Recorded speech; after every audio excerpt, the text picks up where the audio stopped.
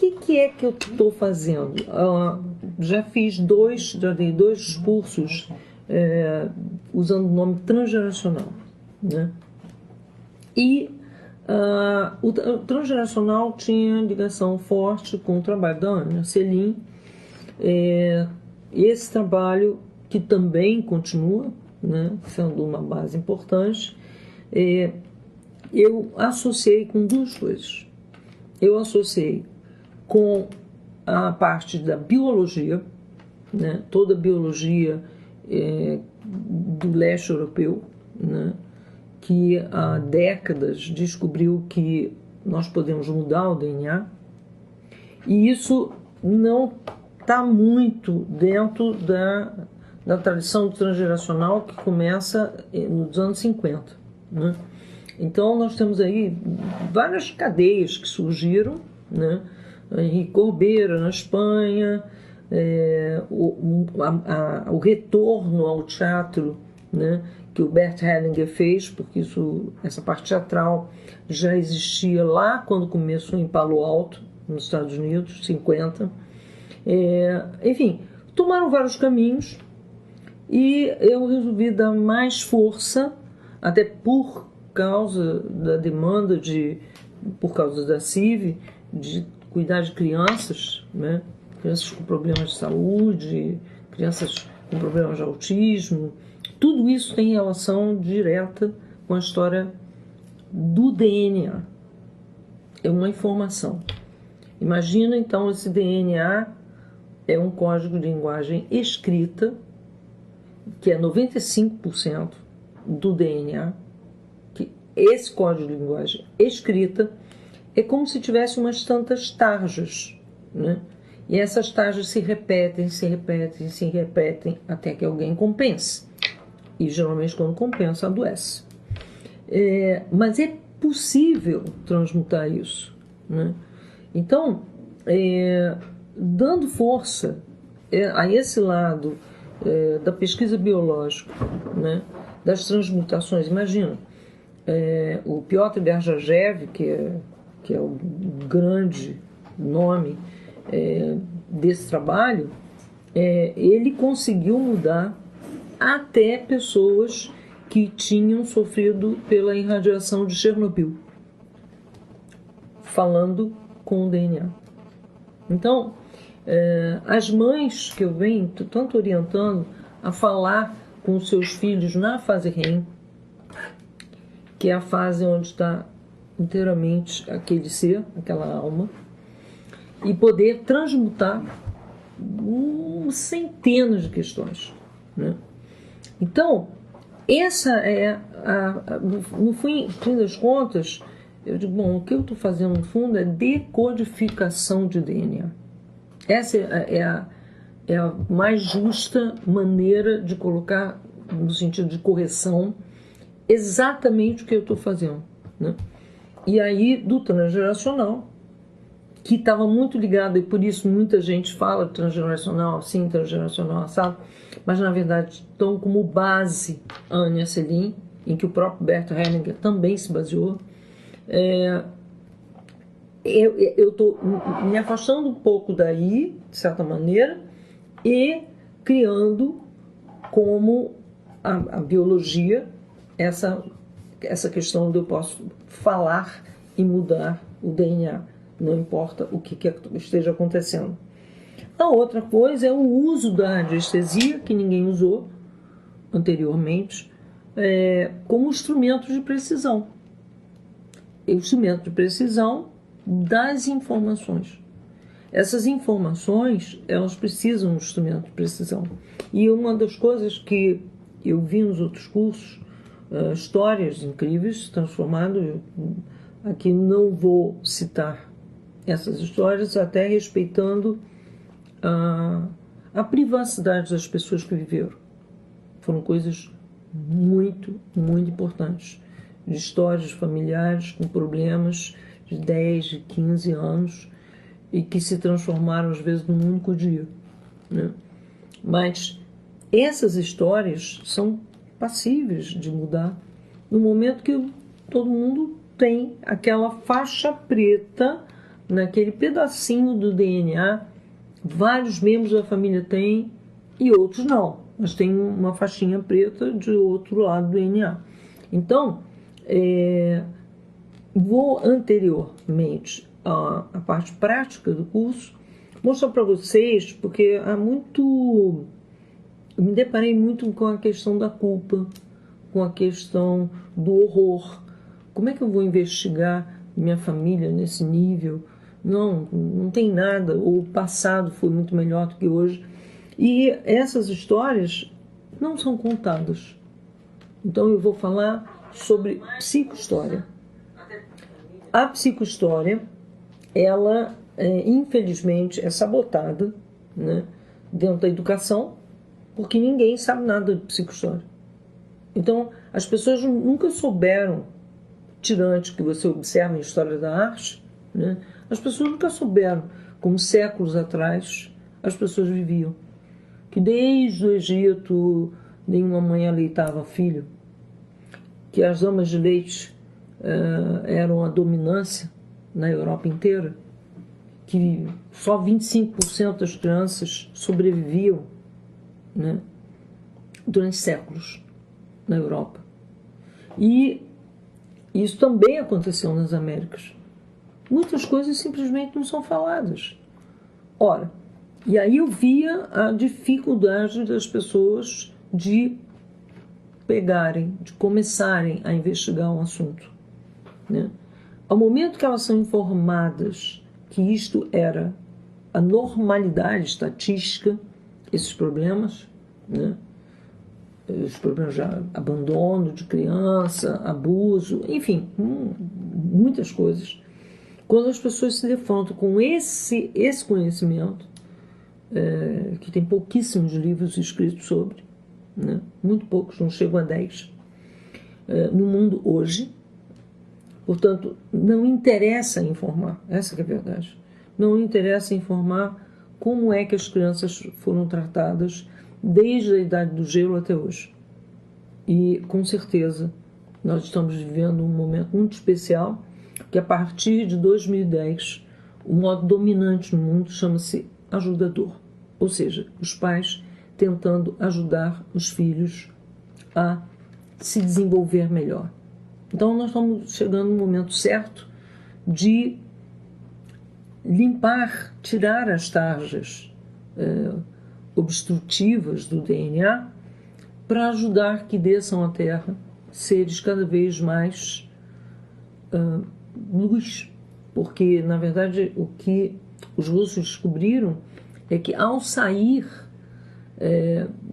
uma alma do corpo de uma pessoa que morre, essa alma leva o DNA mitocondrial. Então, ela escolhe o pai e a mãe por uma afinidade frequencial de informação. Ora, se você que vai se preparar, você que já nasceu, que já está numa meia-idade, mas não quer repetir determinadas coisas que a sua família viveram até o fim da vida, né? Dá para mudar. Mas se você quer, de alguma maneira, se preparar para conceber, também é um recurso. E é um recurso muito importante, porque você vai atrair agora uma alma que também já tem essas coisas resolvidas. Não vai ter que passar de novo por tudo isso. Ela já traz essas questões resolvidas. Basicamente, esse curso, lógico, dessa maneira, que foi uma maneira que eu estruturei, nunca aconteceu assim, exatamente dessa maneira. Tem 2 cursos que dei antes, né, fora do Rio, mas é a primeira vez que dou aqui e ele é de alguma maneira diferente. As pessoas vão sair com um embasamento biológico e histórico e psíquico e vivencial. Por quê? O relato que eu tive das pessoas que participaram desse curso foi de mudança entre as pessoas da família, elas próprias, terem tido sonhos bastante importantes, significativos, enfim, ajudou a resolução de problemas de saúde. Enfim, há um recurso muito grande. Esse recurso é um recurso que você aprende, você pode fazer depois com pessoas da sua família, com amigos seus, com um monte de gente. E quanto mais a gente fizer, melhor, porque nós estaremos mudando o nosso DNA. A nível de campo morfogenético, isso vai se espalhar de um jeito ou outro, né? Então, é um tipo de curso que tem uma ação além do eu, né? Muitas vezes as pessoas buscam cursos de meditação, disso, daquilo, muito buscando o que vai servir para mim.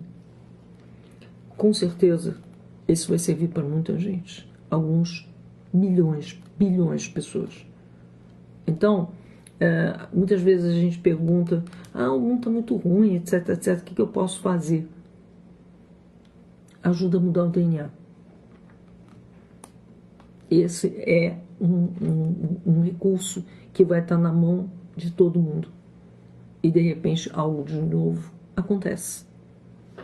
Então, eu espero vocês lá. E agora eu vou abrir para as questões que já foram enviadas. Ainda não. Pergunta se alguém tem alguma pergunta, doutora. Há alguma pergunta? Qual pergunta tem? Então, a Karina pediu para você compartilhar a fonte sobre a alma e o DNA. Muito importante isso. Nós vivemos uma biologia do século XIX. Nessa biologia, que ainda é ensinada, porque a alma foi provado num congresso em 1920 em Chicago, a existência da alma. Bom, mas adiante, a física provou. No momento que em Heisenberg, eu provei que meu olhar muda um elétron. Meu olhar muda a órbita de um elétron. Então, nós temos a psicologia, Jung dizia, evocado ou não evocado, ele está presente. A alma, toda mulher que já trabalhou, conversando com seu filho, que estava com um problema na pele, e ela contou sobre a separação que estava existindo ali, e conversou com a criança na fase REM, que é a fase onde você fala direto com a alma, por isso você pode falar como se fosse de adulto para adulto. Todo mundo que viveu isso pôde ver com seus próprios olhos que a criança pode estar no dia seguinte sem nada. Então, a biologia já provou a existência de Deus. Um autor importante é o Bruce Lipton, que escreveu o livro A Biologia da Crença. Esse livro está em português e é outra maneira de se olhar do lado biológico. Até os apicultores, cientistas, já provaram que dentro da estrutura das abelhas existe a estrutura de Deus. O universo está aí. Está na hora da gente sair dessa situação, antes da Idade Média, né, de considerarmos que nós somos os únicos seres que estão andando no universo, né? É um pouco estranho isso. Nós nem sabemos o tamanho do universo, mas a gente acha que somos só nós. Então, a matemática, todas as grandes ciências já provaram a existência de Deus, a existência da alma em si, né? Essa fotografia dos russos, em que eles fotografaram não só a alma saindo, mas muitas fotografias existem desse tipo, feitas em Polaroid, mas, mais ainda, com um microscópio eletrônico, fotografaram o DNA mitocondrial indo com a alma. Então, a literatura está aí, né? É enorme, né? Nós temos que olhar mais para a biologia do leste europeu, da Eslovênia, da Rússia. Essa literatura, embora Bruce Lipton, americano, mas ele mesmo acabou indo lá para Nova Zelândia, porque a intolerância diante dos experimentos, que não são poucos, né? Quando eu pego um leucócito, por exemplo, e separo o leucócito do corpo da pessoa a 800 quilômetros de distância, ele reage encolhendo o DNA caso essa pessoa assista um filme muito desagradável. E não é qualquer pessoa, é um militar treinado para tolerar qualquer situação. Então, esse DNA encolhido, se ele se mantém encolhido, portanto, o estado de estresse constante, se ele se mantém encolhido, ele vai ajudar a desencadear doenças.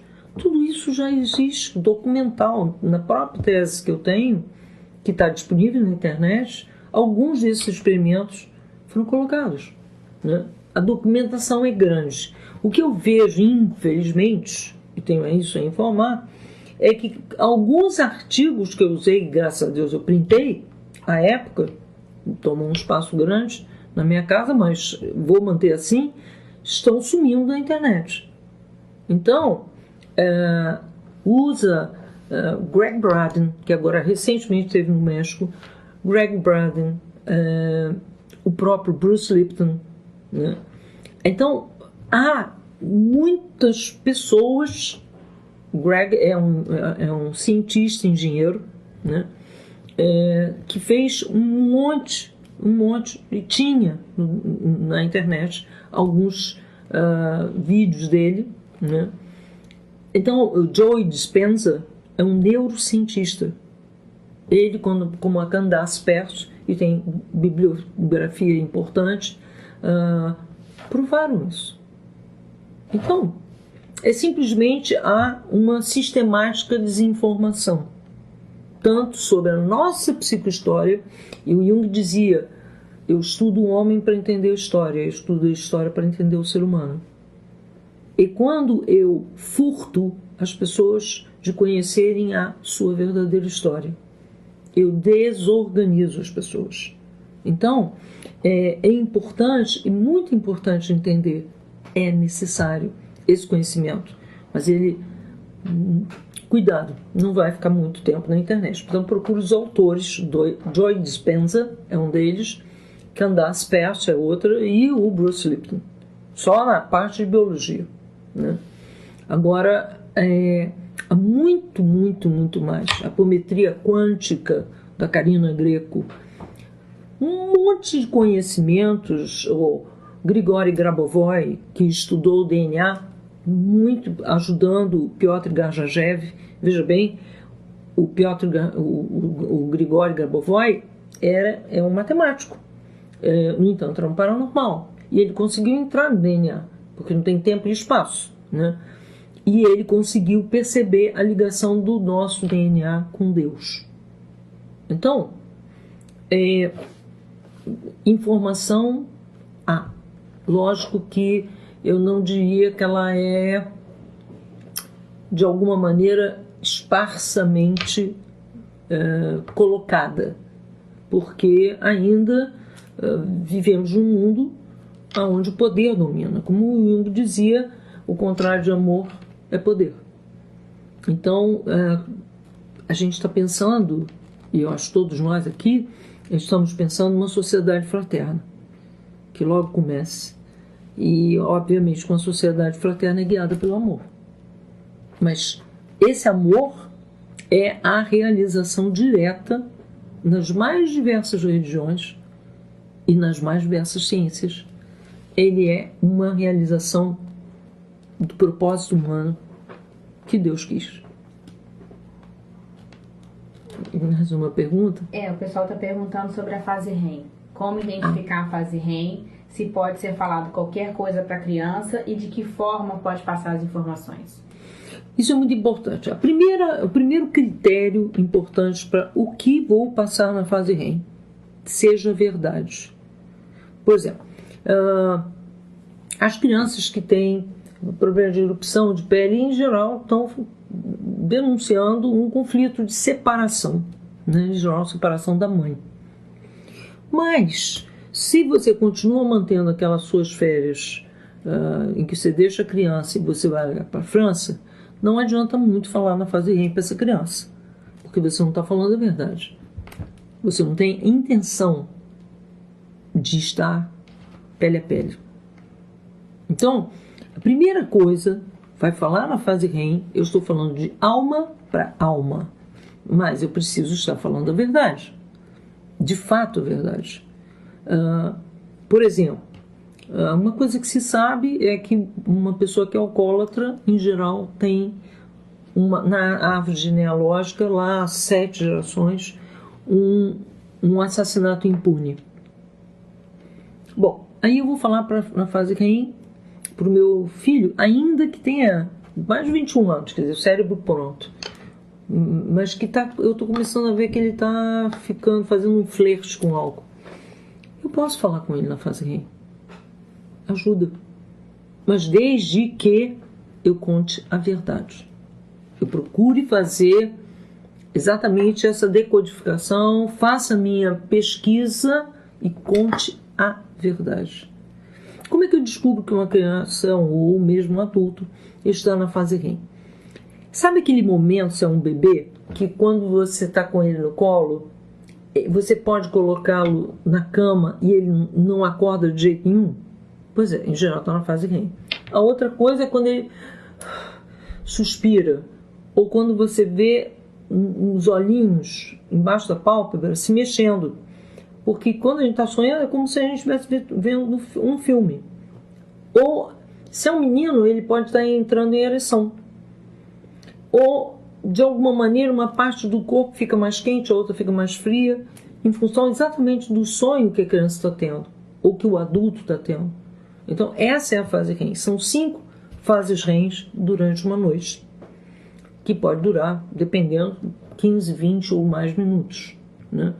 Então, essa é a fase que você pode falar e que a alma vai ouvir e que vai definitivamente resolver. A outra coisa, se você conseguiu falar mesmo a verdade na fase REM, a situação muda bem rápido.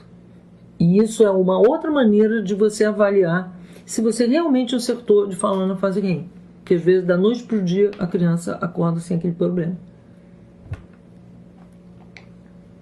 Pergunta se tem mais alguma aqui, que não tem mais pergunta. Mais alguma questão? Vamos ver se alguém aparece. Não, tem uma aqui. Peraí, tem da Carmelita. Para você explicar um pouco mais sobre os principais temas que se repetem nas gerações. Os principais temas que se repetem nas gerações têm a ver com a história da psicohistória. Então, por exemplo, depois que houve, logo depois da época do gelo, né, onde houve muito infanticídio, a quase 50%, né, por causa da falta de comida, dos pais com os filhos, né, depois veio o modo abandonador. E o ambivalente, o intrusivo, e todos esses modos, havia muito abuso sexual de criança, com livros, inclusive, que orientavam como, sem matar a criança. E havia, e o pior que ainda há, isso como abandono, abuso, escravidão. Mas, sobretudo, a questão do abuso. Ainda hoje, muitos, inclusive pedagogos, não conseguem perceber que a criança é um espelho do inconsciente dos pais, principalmente até 7 anos. Então, e tratam a criança como se ela praticou algo que aquele professor não achou muito bom, e tende a entender que aquilo é um traço de personalidade que ficará para sempre. Ou seja, esse é um delinquente. A criança muitas vezes pega a borracha de uma outra criança. Bom, muitas vezes, o que acontece? A pergunta a fazer é o que aquela criança tentava pegar naquela borracha. Por quê? A mãe dela nunca apanha a ela na escola. Mas essa criança que tinha borracha, a mãe sempre apanhava ela na escola. Então, essa borracha representa o ter alguma coisa, eu pegar para mim alguma coisa que aquele outro tem. No entanto, o professor vai dizer assim, essa criança tem uma tendência a ser um ladrão. Está na hora da gente tentar olhar para as crianças e entenderem o que elas estão querendo nos dizer. Parar com a vivência da doença. Aqui no Brasil, infelizmente, a gente tem um culto muito forte à doença, né? Todos os países você tem uma farmácia por bairro. Aqui nós temos 3 por quarteirão. Nós tendemos, a nossa cultura tende a ver tudo como doença, ou desvio de caráter, ou coisa pior, né? E logo detectar o mais cedo possível. E as crianças o que elas estão fazendo? Simplesmente não se para ver, não se para pensar, se tenta apenas classificar e, de alguma maneira, julgar. Esse julgamento não tem nada a ver com amor. Nada. Isso é a primeira coisa a ser feito. Eu vou observar, eu vou entender, e vou entender o que essa criança está dizendo, que está no meu inconsciente e eu próprio não me dou conta. O que estava no meu clã e eu não me dou conta.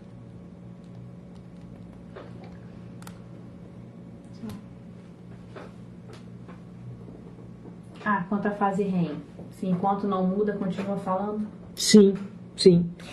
Continua falando e continua investigando. Porque a simples repetição não é solução. Eu preciso escavar um pouco mais, porque tem mais coisa. Quando você chegou lá, aí a criança muda. Mesmo que seja um autista, por exemplo. Ela sai andando, começa a interagir muito bem, muito obrigado. Mas tem que escavar. Isso que a gente vai aprender a fazer, que não é nenhum bicho de 7 cabeças, mas a gente vai aprender a fazer nesse fim de semana.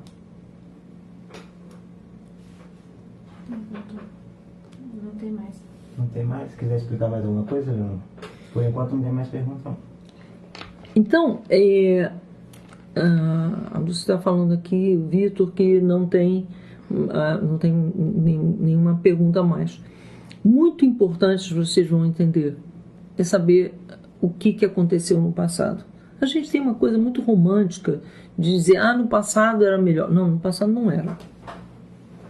Nós estamos vivendo uma situação de crise, sim, mas também nós estamos vivendo uma grande transformação. Muita coisa boa já está por aí.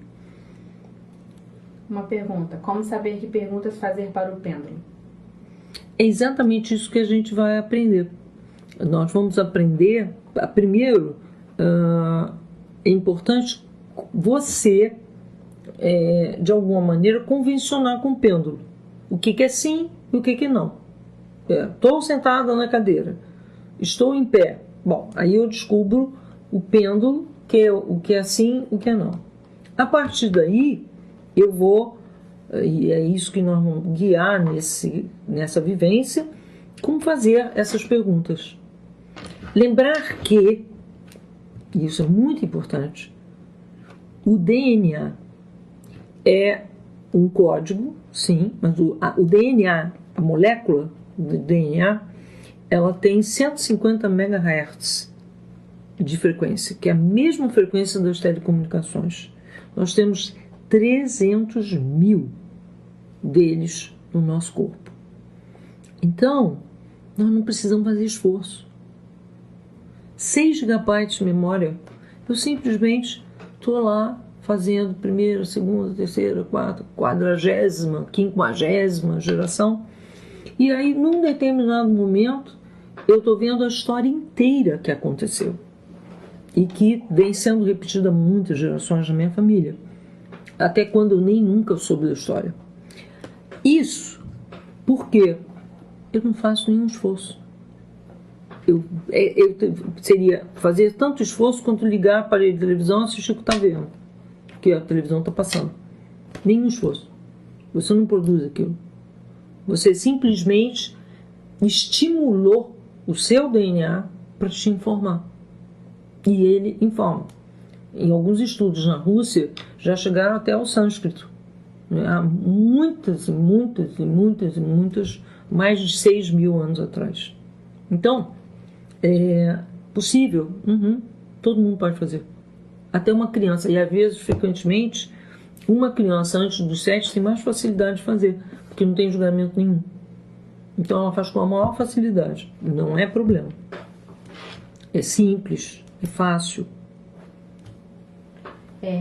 Já uso o pêndulo, mas ele me dá respostas contraditórias. E já tentei fechar os olhos e ele não mexe. Acho que o meu mental tenta controlar. O que fazer? Primeiro, entenda, não existe mental, existe medo. Muito frequentemente as pessoas pensam, minha cabeça, meu mental controla. Não é. Mental não controla. Para e pensa. Como que seu mental controlaria 300.000 células com um DNA com 150 MHz de frequência e 6 GB de memória? Impossível. Mas o seu medo é do tipo, eu tento segurar o pêndulo, mas Deus do céu, que eu não quero saber o que ele está dizendo. Simples assim. Então, aí a prece é um grande auxílio. A própria ciência, algo tradicional, tem admitido que a prece muda os estados das pessoas. Então, o único antídoto que eu conheço para medo chama-se fé. Pode ter fé que o seu corpo sabe o que fazer. Não há problema.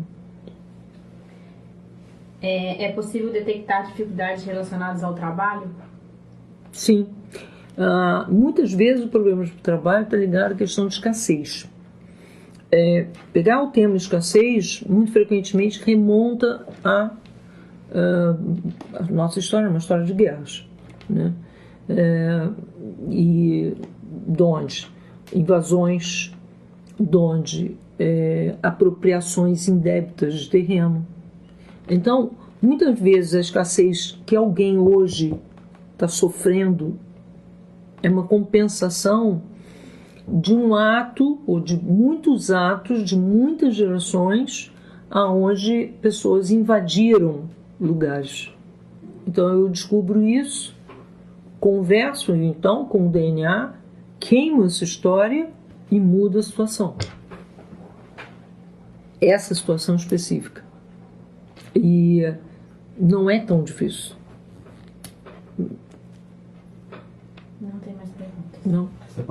Agora você pode finalizar, se você quiser repetir o começo, falando de vai ser, como vai ser, e aguardar as pessoas lá, né?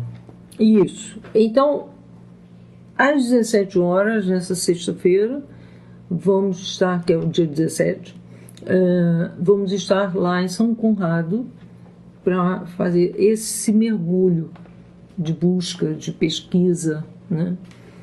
O que eu percebi, trabalhando com pacientes, orientando a fazer sozinhos, às vezes é difícil.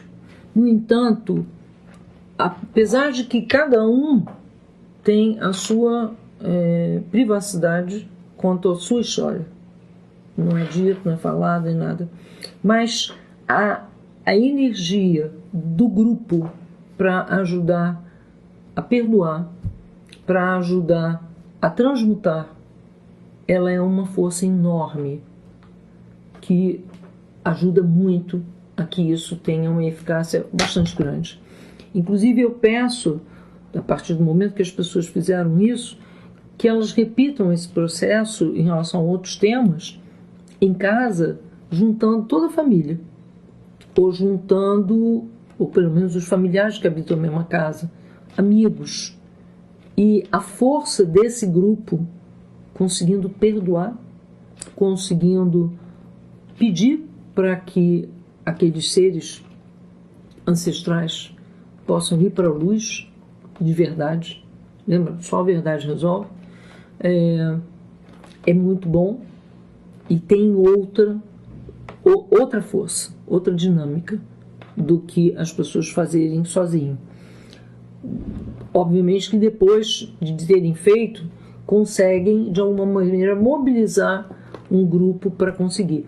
Eu fico pensando o dia que será muito bom quando se faça isso em escola com criança, porque muitas coisas desse DNA poderiam estar bem melhores. E as crianças em escola, uma experiência muito pequena disso, foi feito na Argentina com os índios Mapuches e melhorou imensamente a autoestima das crianças. Uma coisa bem menor, bem mais simples, porque era com um trabalho um pouco mais de constelação familiar. Mas, de toda e qualquer maneira, eles não tinham noção de que estava mexendo no DNA, nada disso. Mas o fato é que alguma coisa que eu estou fazendo com essa direção vai dar resultado. Até lá.